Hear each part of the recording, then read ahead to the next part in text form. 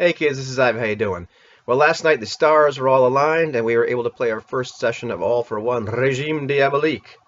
Runeslinger was nice enough to be the game master, and joining me were JDRD30 and Null Inquisitor, and the three of us traipsed around like musketeers, trying to save France, keep ourselves out of trouble, and woo the ladies. And we were moderately successful at all three, also moderately unsuccessful at times. And so we ended on quite a cliffhanger. My character is actually standing in the middle of a fire, slowly getting burned. So we'll see if I'm able to jump out next session.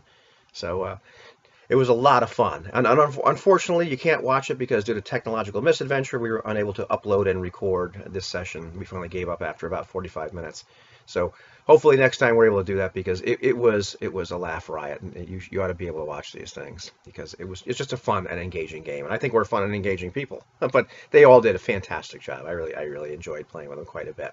So doing this, it reminded me of another, I guess you'd call, I'm looking for the right word. Shortcoming probably really isn't it, but an area where I have room for improvement. There ought to be a single word to describe that. Opportunity, maybe. Maybe it's a role-playing opportunity that I have. And this is, I'll tell you the story really, because in this game, unlike some other games that I've played, you are encouraged to narrate your successes. When you're successful, you've declared your intention, you succeeded in action, you narrate what that looks like. What did your success look like? How much panache did you put into that? And part of the deal with that is you can get rewarded if you do that with enough flair. You can get a style point, and those style points are useful later on in the game to continue to boost your performance. And sometimes even if you're trying to help somebody else, give them style, you can kind of narrate what this looks like. So there's more player narration in terms of success, or even partly like what the attempts look like occasionally, that I'm used to. For most of my gaming career, I had a really clear demarcation line in terms of what was the locus of control of the game master and what was the locus of control of the player. And locus of control of the player was I narrate what my character says, what they do, what my intentions are. I didn't narrate the result. I let the dice and the game master, that fell into the game master's locus of control. I roll the dice, maybe he rolled the dice depending on the game. That determined whether it was success or failure, and then the game master pretty much narrated what that looked like for the most part. Now I know intellectually in this game that's not the case. That there's times when we roll the dice, I succeed, it's expected that I narrate that.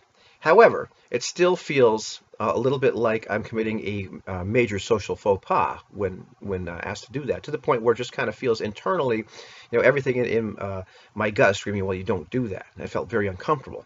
And I had one point in the game where my character has this nifty little ability, so he's so good with a sword he can parry a blow reflexively, and if he scores more successes than his opponent, it's not just a defensive move.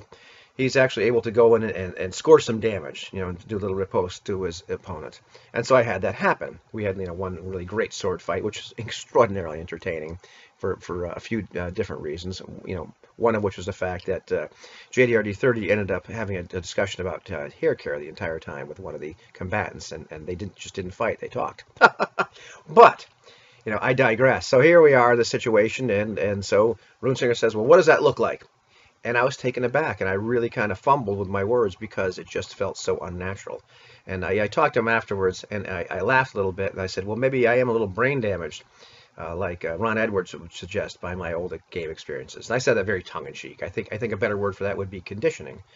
And it's an imperfect example, but what I came up with, off the cuff today, just thinking about it, was, I grew up in America. I still live in America, but, I've learned to drive on the right side of the road. And should I go to another country and, get behind the wheel of a car where they drive on the left side of the road, I haven't had that experience, but I imagine, everybody I talk to that's done it says, everything in your gut is screaming, you're on the wrong side of the road, pull over, even though intellectually you're supposed to be on the left side of the road in this country. You're just used to driving on the right. That's the only way you've ever done it.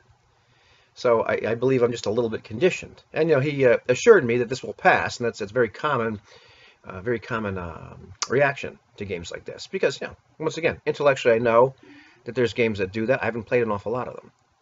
So I guess that would be like more of an area of opportunity for me to kind of explore or become a little bit more comfortable with narrating success as a player in a game where it's appropriate. But I just found it very interesting that when it came right down to it, I didn't have an intellectual rebellion against it. I understand that's how the game works. I've accepted that. It's fun to do it, actually. However, there's that very deep-seated reluctance to do it because it feels so much like committing a major faux pas. Have you ever had any experiences like that in games? Maybe not with the narration, but something else similar to that, where you've just done it one way for so long, when you were asked to do it another way, because that's the way the game worked, did it feel really uncomfortable and almost wrong to you? Tell me about it.